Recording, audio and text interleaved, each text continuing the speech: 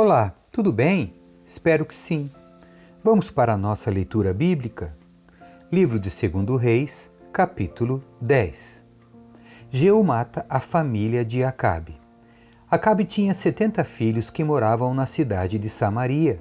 Jeú escreveu uma carta às autoridades e aos oficiais da cidade e aos guardiões dos filhos do rei Acabe, em que dizia: os filhos do rei estão sob seus cuidados, e vocês têm carros de guerra, cavalos, uma cidade fortificada e armas. Assim que receberem esta carta, escolham para ser rei o melhor e mais capaz dos filhos de seu senhor e preparem-se para lutar pela dinastia de Acabe. Eles ficaram apavorados e disseram: 2 reis não foram capazes de enfrentar esse homem. O que podemos fazer? Então os administradores do palácio e da cidade, juntamente com as autoridades e os guardiões dos filhos do rei, enviaram esta mensagem a Jeú: somos seus servos e faremos o que o Senhor ordenar. Não proclamaremos nenhum rei, faça o que lhe parecer melhor. Jeú respondeu com outra carta: se estão do meu lado e vão me obedecer, tragam-me as cabeças dos filhos de seu senhor a Jezreel amanhã a esta hora. Os 70 filhos de Acabe estavam sob os cuidados dos líderes de Samaria, onde haviam sido criados desde a infância. Quando a carta chegou, os líderes mataram os 70 filhos do rei, colocaram as cabeças em cestos e as entregaram a Jeú em Jezreel.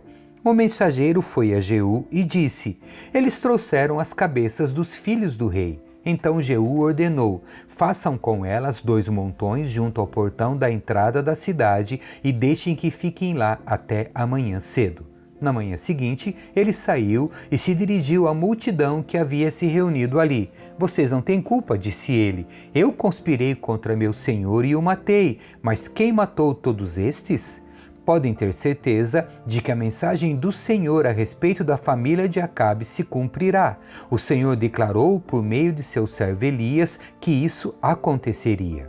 Então Jeú matou todos os parentes de Acabe que restavam em Jezreel e todos os seus oficiais mais importantes, seus amigos pessoais e seus sacerdotes. Nenhum descendente de Acabe sobreviveu.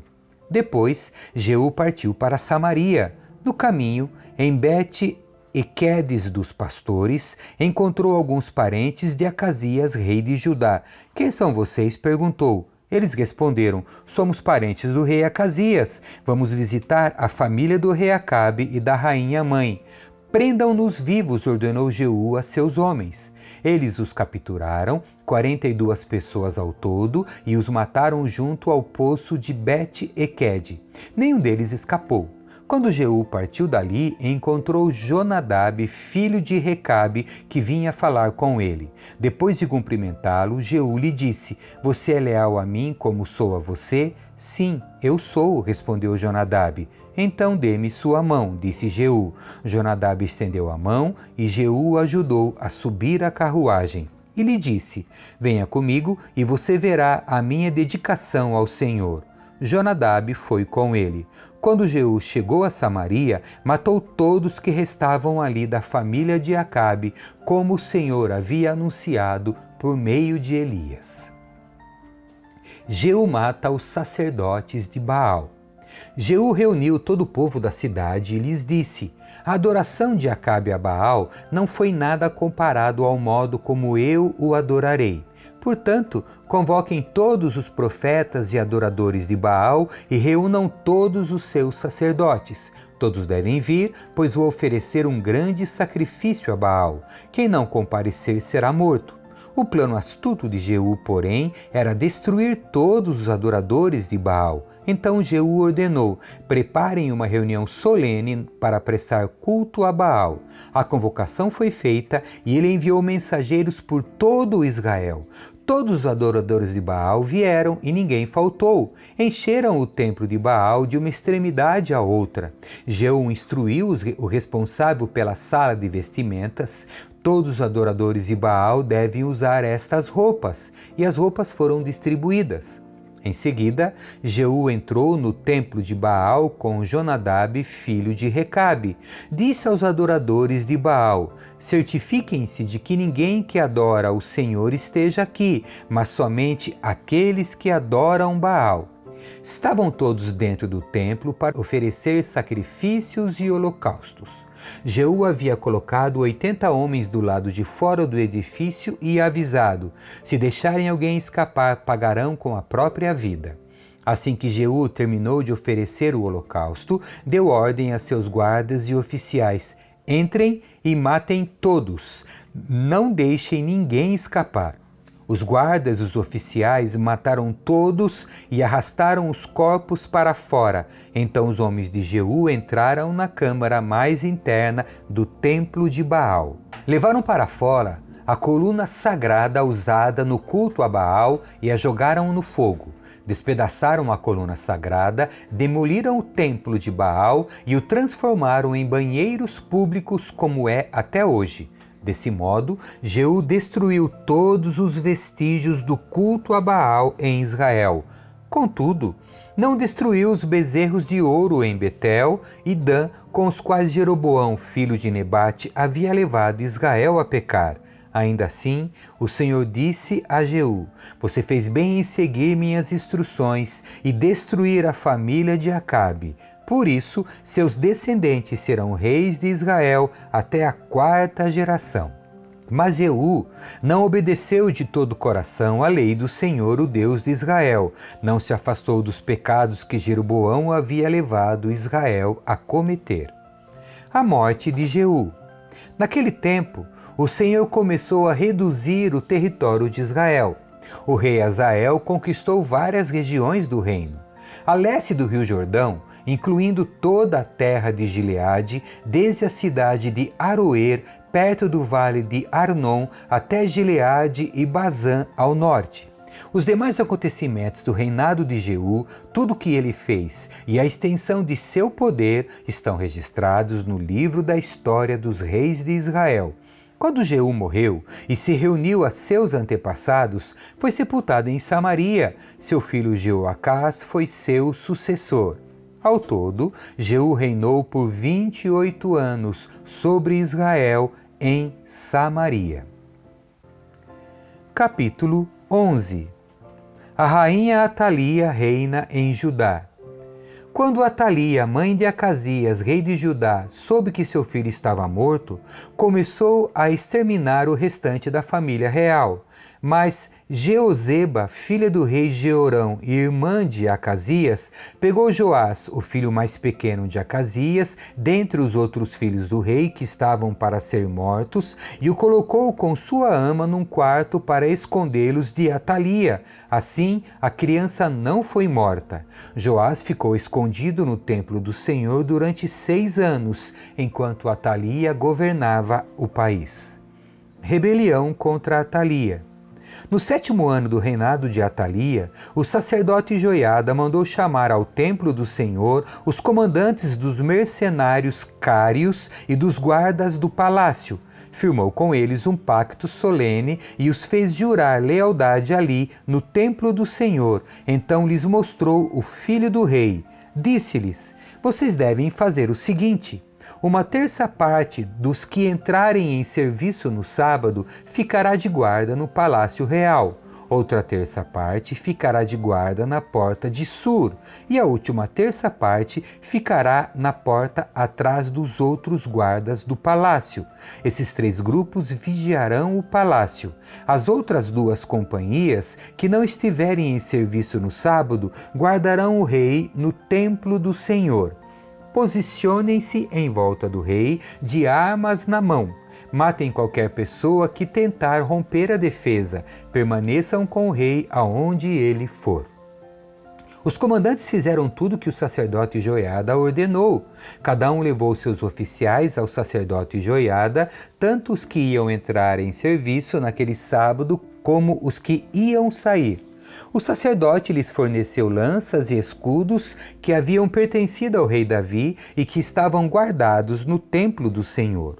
Os guardas do palácio se posicionaram em volta do rei de armas na mão. Formaram uma fileira desde o lado sul do templo até o lado norte e ao redor do altar. Então Joiada trouxe Joás, filho do rei, para fora, pôs a coroa em sua cabeça e lhe entregou uma cópia da lei. Depois ungiram Joás e o proclamaram rei, e todos bateram palmas e gritaram: Viva o rei! A morte de Atalia. Quando Atalia ouviu o barulho dos guardas e do povo, foi para o templo do Senhor, onde o povo estava reunido. Ao chegar, viu o rei em pé, no lugar de honra junto à coluna, como era costume durante as coroações. Estava rodeado pelos comandantes e tocadores de trombeta, e gente de toda a terra se alegrava e tocava trombetas. Quando Atalia viu tudo isso, rasgou suas roupas e gritou: Traição! Traição! Então o sacerdote Joiada ordenou aos comandantes encarregados das tropas: levem-na aos soldados que estão na frente do templo e matem qualquer pessoa que a seguir, pois o sacerdote tinha dito: ela não deve ser morta dentro do templo do Senhor. Eles a prenderam e a levaram à porta por onde os cavalos entram no palácio, e ela foi morta ali. As reformas religiosas de Joiada.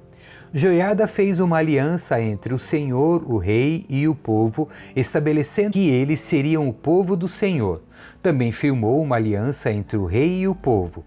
Todo o povo foi ao templo de Baal e o derrubou. Demoliram os altares, despedaçaram os ídolos e executaram Matã, sacerdote de Baal, em frente aos altares. O sacerdote Joiada pôs guardas no templo do Senhor. Em seguida, os comandantes dos mercenários cários e todo o povo escoltaram o rei para fora do templo do Senhor, passaram pela porta da guarda e entraram no palácio, onde o rei se sentou no trono real. Todo o povo do reino se alegrou e a cidade ficou em paz, pois Atalia tinha sido morta no palácio real. Joás tinha 7 anos quando começou a reinar. Capítulo 12. Joás faz reparos no templo. Joás começou a reinar em Judá no 7º ano do reinado de Jeú, rei de Israel.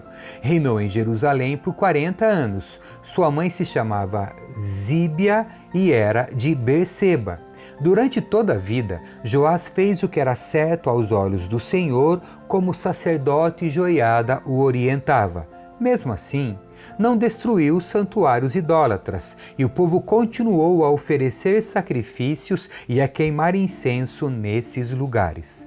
Certo dia, o rei Joás disse aos sacerdotes: juntem toda a prata trazida como oferta sagrada ao templo do Senhor, tanto o imposto do censo e os pagamentos de votos como as ofertas voluntárias. Cada sacerdote deve recolher a prata com um dos tesoureiros e usá-la para fazer os reparos necessários no templo. Contudo, no 23º ano do reinado de Joás, os sacerdotes ainda não haviam feito os reparos no templo. Então o rei Joás chamou Joiada e os outros sacerdotes e lhes perguntou: por que ainda não fizeram os reparos no templo? Não recebam mais a prata dos tesoureiros, exceto a que for usada para reparar o templo. Os sacerdotes concordaram em não aceitar mais a prata do povo e em deixar que outros assumissem a responsabilidade de fazer os reparos no templo. O sacerdote Joiada fez uma abertura na tampa de uma caixa grande e a colocou do lado direito do altar, na entrada do templo do Senhor. Os sacerdotes que guardavam a entrada colocavam na caixa todas as contribuições do povo. Sempre que a caixa ficava cheia, o secretário da corte e o sumo sacerdote pesavam a prata trazida ao templo do Senhor e a colocavam em sacolas. Entregavam a prata aos supervisores da construção, que a usavam para pagar os homens que trabalhavam no templo do Senhor, os carpinteiros, os construtores, os pedreiros e os cortadores de pedra. Também compravam a madeira e as pedras lavradas necessárias para fazer os reparos no templo do Senhor e pagavam outras despesas relacionadas à reforma do templo. A contribuição trazida ao templo não era usada para fazer taças de prata, nem cortadores de pavio, nem bacias, nem trombetas, nem outros utensílios de ouro ou prata para o templo do Senhor. Era entregue aos trabalhadores, que a usavam para fazer os reparos no templo. Não se pedia que os supervisores da construção prestassem contas desse valor, pois eram homens de confiança. Mas as contribuições das ofertas pela culpa e das ofertas pelo pecado não eram trazidas ao templo do Senhor, eram entregues aos sacerdotes para seu uso pessoal. O final do reino de Joás. Nessa época, Hazael, rei da Síria, guerreou contra Gate e a conquistou. Então resolveu atacar Jerusalém. O rei Joás recolheu todos os objetos sagrados que Josafá, Jeorão e Acasias, os reis anteriores de Judá, tinham consagrado e os que ele mesmo consagrara. Enviou-os a Hazael junto com todo o ouro que havia na tesouraria do templo do Senhor e no palácio real. Com isso, Hazael suspendeu o ataque a Jerusalém. Os demais acontecimentos do reinado de Joás e tudo que ele fez estão registrados no livro da história dos reis de Judá. Os oficiais de Joás conspiraram contra ele e o assassinaram em Bet-Milo, na estrada para Sila. Os oficiais que o assassinaram foram Josacar, filho de Simeate, e Jeozabade, filho de Somer. Joás foi sepultado com seus antepassados na cidade de Davi. Seu filho Amazias foi seu sucessor. Amém. Que Deus abençoe você. Tchau.